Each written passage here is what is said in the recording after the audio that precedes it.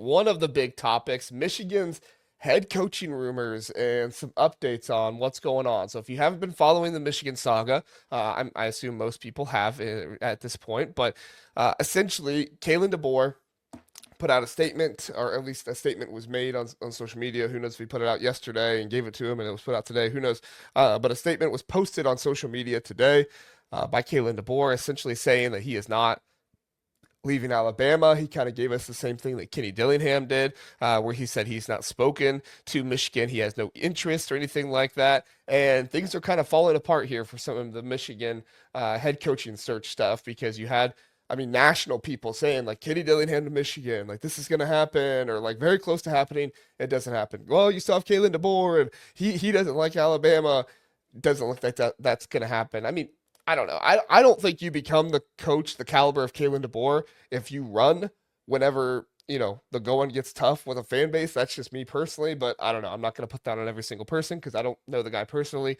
But that would be my thought with him. And then we talked about it a little bit last night, but Jedd Fisch, seems like kind of the top target right now for Michigan, but he said before the bowl game that he expects to be at Washington next season. Now, everybody's going to pick apart that, well, he expects to, but does that mean he hasn't accepted the job yet? But he's going to, yada, yada, yada. I mean, and yeah, coaches lie, and some coaches do lie, some coaches don't. I don't know if this is, we'll get to the other coaching candidates in just a second, Zach, but I want your thoughts on this.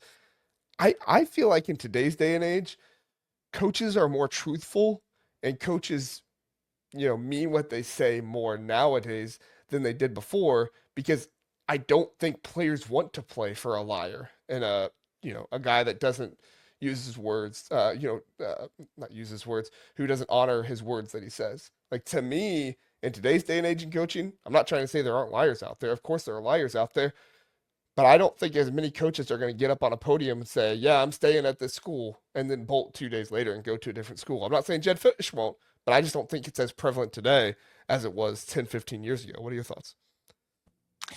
Well, I might put it maybe a different spin on it. There's a way that you leave a job where I think you maintain relationships, and there's a way that you leave a job that burns bridges. Exhibit A, Lane Kiffin.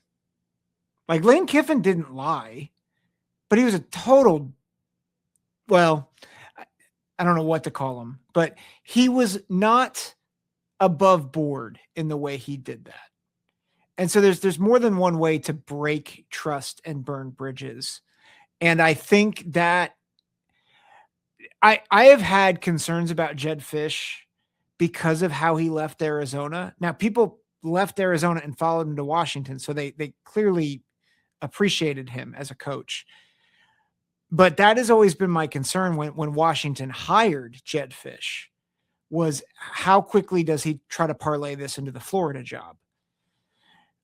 That being said, and we're not going to talk about the quality of the Michigan job right now, but I think there is a big question of how much better of a job is a rival Big Ten program right now that has been mired in controversy for the past 4 years. Like, I think that is a real consideration, but I would not put it past Jedd Fisch to jump at another opportunity, even if he said that he's not. Yeah, I'm not trying to say it's like a across the board thing, but I think a lot of fans have that mentality of like, well, coach's words don't mean anything. And while I agree that was kind of the thing 5, 10, 15 years ago, I don't think it's as big of a thing nowadays, especially with how many coaches we have that are like going to their alumni and trying to stay at their alumni, right? Clark Lee, Brent Key, Jeff Brohm, Kenny Dillingham, a bunch of guys who are alumni of their school coaching at that school. I think it's harder to pull some of these guys away, and that's why I think thank you, Dorian, for reposting the stream. Thanks for bringing that up, Zach. Appreciate it. And anybody else that's watching on X, if you would repost the stream, we would greatly appreciate it. Anybody who's watching on YouTube, please do like, subscribe. We appreciate that as well. And all the people in the chat who are saying great show and just got here, we appreciate all of you. Unfortunately, can't bring all of you up on the screen, but we appreciate all of you. Some other candidates who have come up in various articles and have kind of been rumored behind the scenes, and at this point, I would say don't believe anybody who talks about the Michigan job at this point because I don't think anybody knows anything. I think, we could throw out a name and he could be just as likely as some other names at this point. Josh Pate was just saying within the hour, I think Donald was in here saying that, Dillingham is still a thing. I don't know how that's the case after he just, is levying for an extension and everything else and seemingly gets the extension, but whatever. Josh Pate's pretty well connected, so who knows. But some other names that have been kind of thrown out there are Tommy Rees, Kyle Whittingham, Jeff Brohm, and Jesse Minter. Do any of those perk your interest, Zach? Jeff Brom's not leaving Louisville. I don't think he is either. And Kyle Whittingham just retired. Well, he didn't retire. He left Utah. I don't think I ever saw retire. Did you see retire? I thought it was a retirement. I read an article from one of the insider guys at Utah that was like, this doesn't necessarily mean he's leaving. Like he's leaving coaching. Okay.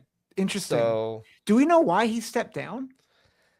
I mean, it could have been a school wants him to step down. They're just ready to get to the new coach type of thing. It could mean, there could be a variety of reasons. I mean, I'm not trying to wish this on him, obviously, but there could be some health stuff that, it's just not good for him to have that level of stress anymore. Who knows? I mean, there's all kinds of stuff it could be, but no, there wasn't really anything. Everything I see says step down.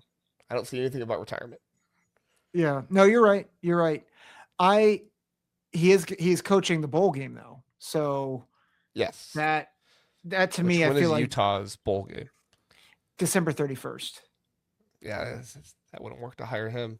Yeah, unless I hire him before the bowl game. Yeah, so I mean, Tommy Rees feels like it feels a bit premature for Tommy Rees. If I'm just being completely honest, I'm trying to remember his coaching. He's the offensive coordinator for the Cleveland Browns. They stink. I mean, they need a quarterback is what they need. Yeah. Well, they need to blow everything up at the Browns, but they need to blow everything up at Michigan too. So a lot in common. Yeah, but Bryce Underwood, not Bryce Underwood in the roster though. You don't need to blow that up. Don't do that. Don't do that. But Tommy Rees, I feel like if you get Tommy Rees, that's a swing and a miss. You said it. Jake Butt said it. Someone referenced Jake Butt saying it. To me, it's Biff Poggi or bust at this point. I shouldn't say bust, but it's Biff Poggi for a year to get ahead of the next coaching cycle, because the names that are out there, aside from Jedd Fisch, would be an hire. No offense to Jedd Fisch, but he's been fine at Washington. He hasn't been all world makes you think that he's gonna upgrade the program or at the very least keep the program running where it has been. And Jeff Brom's not leaving. I don't know about Kyle Whittingham. That if he's still willing to coach, maybe that's the right hire, but he's the only one out of that list. And Jesse Minter, my goodness, no. Get Harbaugh's influence away from this job. Just get it as far away, because otherwise you're going to keep having these issues and these questions about what's happened here the past 4 years. You do not want that. Yeah, no, I totally agree. I don't even think you should hire Jedd Fisch because of the Harbaugh stuff. I like Jedd Fisch as a coach. I think Jedd Fisch is a really good coach. I think he has a lot of connections. I think he's always going to hire a really good staff. I think there's a lot of positives about Jedd Fisch, but to me, anybody that was there when Jim Harbaugh was there, do not hire them. I mean, and I know that's kind of being really selective for Michigan right now. And we just talked about it in the last episode. I don't think Michigan has the, availability to be selective at this point. I don't know if that job is regarded as highly as some Michigan fans think it is, unfortunately for them. So I think a guy like Kyle Whittingham is probably one of your best choices, but I'm with you, man. If I'm Michigan, I ride with Biff Poggi this next season. The players love him. Bryce Underwood really likes him. I think he'll stick around if Biff Poggi is there. And honestly, I know he's kind of a goofball to the media and stuff, but he's not a goofball. Like Biff is a really good coach. I know it didn't work out for him at Charlotte, but he was a really good coach in high school when he had all the talent. And at Charlotte, he didn't have all the talent. In high school, when he did have all the talent, because he was paying players, and he said that himself. That's not me saying that. Now you can pay the players in college. You can get really good talent around you. I think Biff can run a really good program, and I think you can keep him stable for a year. Yeah, and just PSU 2024. Thanks for getting it, putting it in the chat. I think Jesse Minter's a really good young coach. So the comments that we're making about Minter has nothing to do with his coaching acumen and everything to do with just, you don't want to associate with this mess anymore.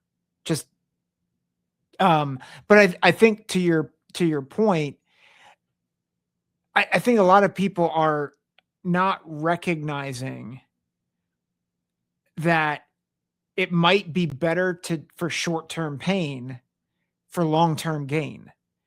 And so that was I'm going to go back to 2011, go back to my Buckeye roots.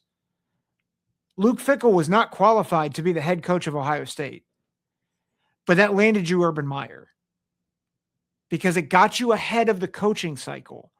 So if you want to just have a good coach, like a mediocre to good coach, right now, okay, go ahead and find the next best name. Brian Kelly, right? Go get Brian Kelly. Don't do that. Please, Michigan, don't do that. Maybe Michigan do that. Don't do it. But you and Brian, the Zack and Brian Kelly saga has been truly one of the most entertaining parts about this. That's all I have to say. Sorry, go ahead. Yeah. Don't get him out of here. Anyway, but if you want to land the big fish that you think you can get, stabilize a year and then get ahead of the coaching cycle. Yeah, no, I agree. And Bobby Mack with the super chat, appreciate the $2, Bobby Mack. He says, when do you think the team up north, talking about Michigan, fires the athletic director? I personally think that's kind of an issue with this whole thing too, is like nobody wants to be hired by a search firm just for the athletic director to get fired later on, because what happens when a new athletic director comes in? They want to get their own guy, right? It's happening right now with Jim Smith at Maryland. It happens all the time with athletic directors. When they come in, they don't necessarily want to keep around the old guy. They want to get their new guy, the guy that's their hire, because the head coach is a reflection on them. Now, Ward Manuel, I don't know how he still has a job. The Michigan fans hate him. Everybody else doesn't like him. Like I don't see anybody vying for Ward Manuel other than Dusty May at this point. And Dusty May basically hired himself at Michigan. So when people say when people say, oh, well, Ward Manuel hired Dusty May, it's like Dusty May walked into the building and said, hi, I'm the best coach on the market, and I would like to be your head coach. Hire me, please. That's like Girl Scout cookies bringing you 10 boxes of Thin Mints and putting it on your porch, and then you taking it inside and saying, honey, look at all the Thin Mints I bought. You didn't buy them. They just set them on your porch for you, and you brought them inside. That's what happened with Dusty May here. He got set on Michigan's porch. Ward Manuel walked in, and the guy, look, guys, look who I hired. Ward Manuel didn't do it. Dusty May basically hired himself because he wanted to be there. Anyway, probably a bad analogy with the Thin Mints and stuff. I don't even like Thin Mints. I'm more of a Samoa guy. What kind of cookies do you use, Zach? Yeah, Samoas or tagalongs. Those are okay. Yeah. My wife likes the lemon ones. She's insane. I might not take her to Disney. Did you just say that? Never mind. Well, she doesn't watch this show. She has no idea what I say on here. So we're gonna edit that out. We're not. Post. No. Okay. Believe in it. I'm just. Her brothers listen to this show. They'll probably agree with me. I'm gonna pray for you right now, or after the show. Thank you. But in all seriousness. But can you not agree? The lemon cookies.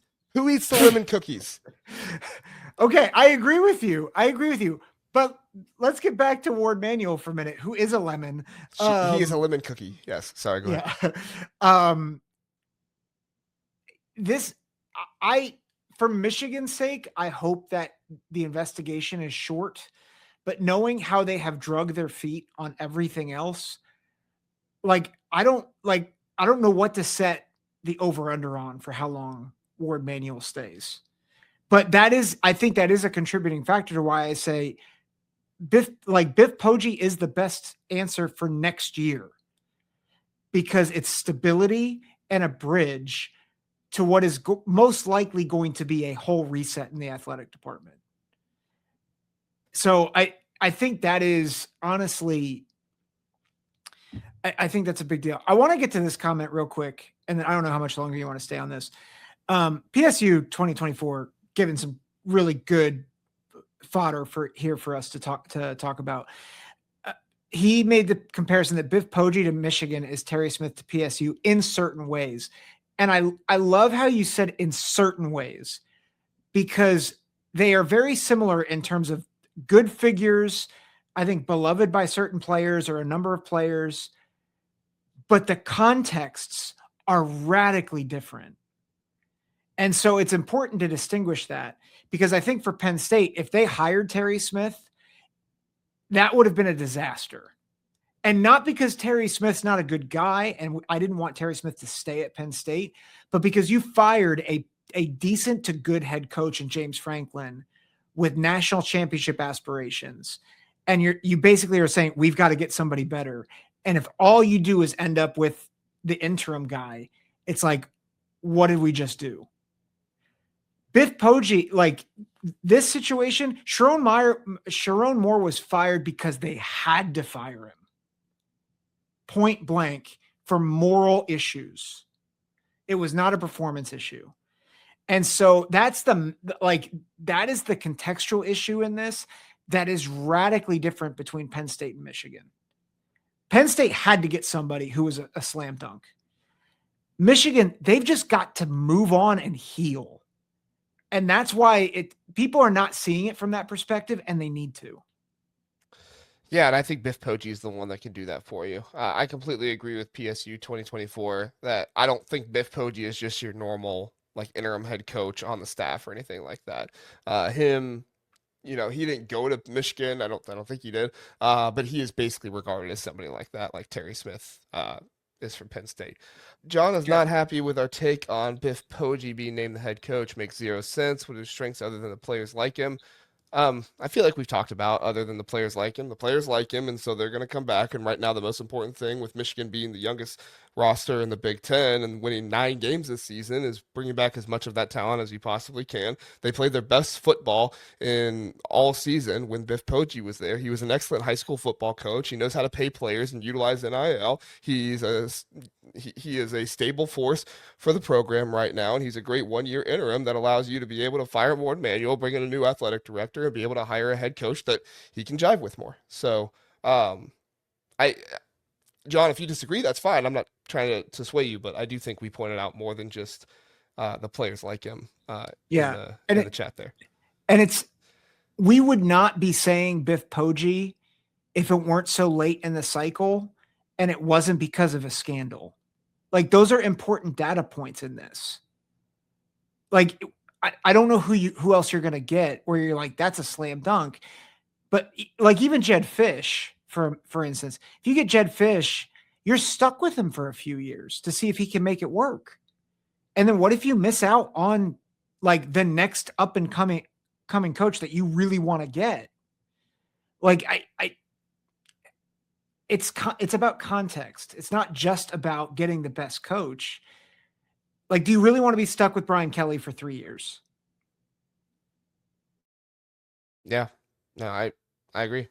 I'm going to put out another video on Michigan later on. There was a person who is an insider and not, award-winning journalist who came out with some more Michigan stuff that I'll do a video on my own a little bit.